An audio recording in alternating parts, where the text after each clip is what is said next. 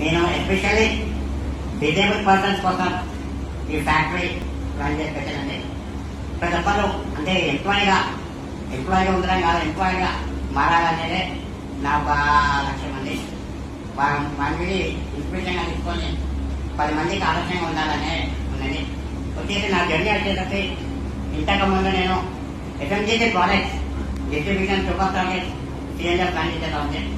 Especially disable persons కోసం మనం ఒక స్టార్ట్అప్ పెట్టి ఒక ఫ్యాక్టరీ ఎందుకు ఎస్టాబ్లిష్ చేయలేదు అని చెప్పి వచ్చిన ఐడియానే non OL products, surgical bedsheets, surgical mask ఇవన్నీ మనం మ్యానుఫ్యాక్చర్ చేస్తున్నామని చేసి వాళ్ళకి ఎంప్లాయ్మెంట్ జనరేట్ చేసి వాళ్ళకి ఒక లైవ్వుడ్ క్రియేట్ చేయాలనేది నా ఒక సంకల్పం అండి. ఇప్పుడు మనం ఏం చేయాలంటే ఇంతకుముందు ఇండస్ట్రీ స్టార్ట్ చేసినప్పుడు లీడ్ బేస్ మీద జాబ్ వర్క్ బేస్ మీద చేసేవాళ్ళం.